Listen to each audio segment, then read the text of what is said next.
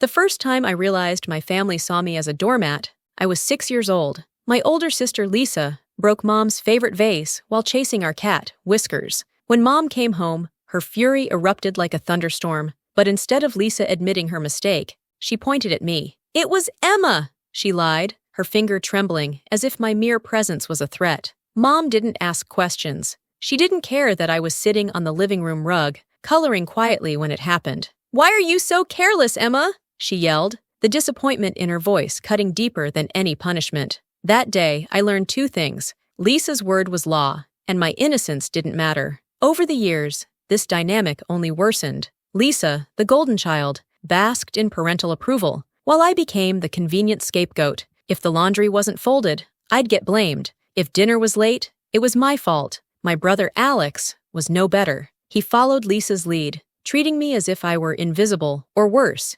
expendable. By the time I turned 21, the weight of their indifference felt suffocating. Still, I clung to the hope that things would change, that someday they'd see me as more than the family punching bag. But hope is a fragile thing, and mine shattered the day I overheard them planning a family cruise. Without me. It was a Thursday evening, and I was coming home from my shift at the bookstore. My feet ached, and all I wanted was to curl up with a cup of tea and a good book. As I reached the front door, I heard laughter from the living room. Curious, I paused, my hand hovering over the doorknob. "We'll book the balcony suite," Lisa's voice rang out, smug and authoritative. "It's perfect for the four of us. Don't you think Emma will be upset?" Dad's voice was hesitant, but not concerned. "Oh, please," Lisa scoffed. "She'll get over it. Besides, she'd just complain about the price or get seasick. She's so boring." Mom chimed in. "Lisa's right. Emma doesn't even like cruises. It's better this way." I stood frozen, their words slicing through me like shards of glass.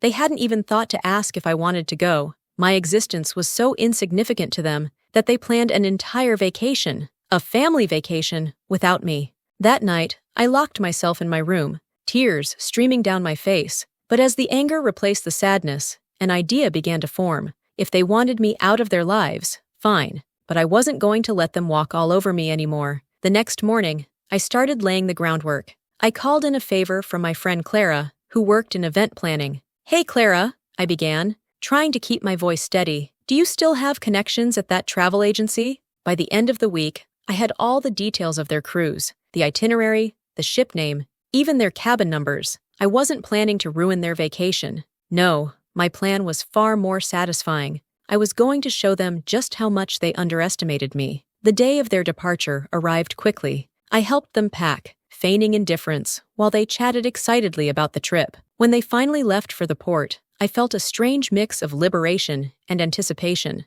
They had no idea what was coming. While they were gone, I transformed. I used the time to focus on myself, mentally, physically, and emotionally. I started therapy, joined a yoga class, and even took a course in creative writing. For the first time in years, I wasn't living in their shadow. I was living for me, but I didn't stop there. With Clara's help, I arranged for a little surprise to greet them when they returned home. Nothing cruel or vengeful, just a reminder that I wasn't their doormat anymore. When their cruise ended, they returned home, sunburned and smug, carrying overpriced souvenirs and stories of their amazing vacation. But their smiles faded the moment they stepped into the house. The living room was spotless, the walls repainted a calming shade of blue. A framed photo of me, standing proudly at my bookstore's grand reopening, sat on the mantel. Beside it was a letter addressed to my family. "Dear family, I hope you enjoyed your cruise. While you were gone, I took some time to reflect on our relationship. I've realized that I deserve better than to be treated as an afterthought.